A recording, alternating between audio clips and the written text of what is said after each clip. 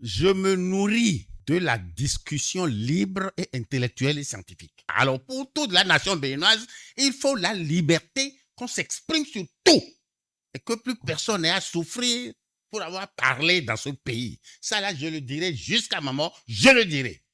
Il faut qu'on parle, qu'on puisse librement, parce que ça m'a nourri.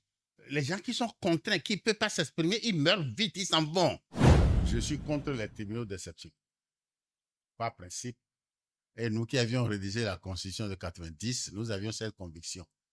Mais nous n'avons pas pensé que ça pourrait revenir. Et on ne l'a pas inscrit. Et on ne l'a pas interdit dans la Constitution. Je suis très amer là-dessus parce que... Et puis, pourquoi nous ne faisons même pas un séminaire sur la justice d'exception? Pourquoi personne ne veut organiser un séminaire dessus? Faisons le point. Pourquoi ne pas faire le point? Les justices d'exception, la CRIET, la CESAF, le tribunal de commerce, on doit pouvoir faire le point aussi. Pourquoi? C'est interdit? Personne, il n'y a aucune loi, aucun texte qui nous interdit ça.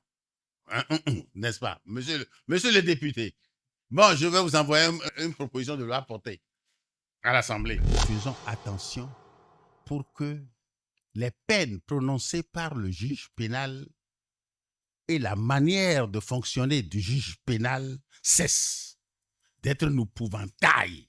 J'ai plaidé un jour ici, les années où vraiment les choses marchaient. Les juges étaient très stricts, plus stricts avant, à l'époque.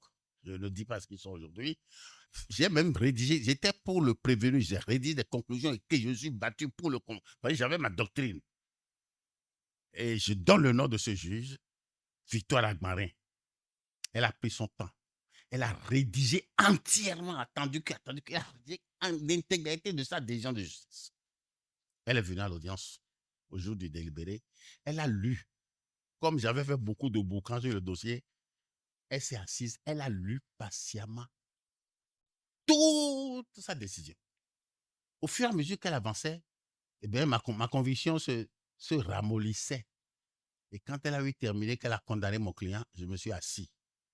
Et je l'ai attendu. À la fin de l'audience, je l'ai suivi dans son cabinet et j'ai dit, pardon, fais-moi lire ta minute. Elle m'a remis, j'ai lu. J'ai été convaincu. Je me suis levé, je lui ai serré la main et je lui ai dit, voilà comment j'aime perdre. J'avais donné rendez-vous à mon client, mon cabinet, et j'ai expliqué au client. Mais c'est un mot de paix, c'est comme ça que nous devons fonctionner. Lorsque vous attendiez à l'acquittement de votre client et qu'on le condamne, vous devez pouvoir l'expliquer.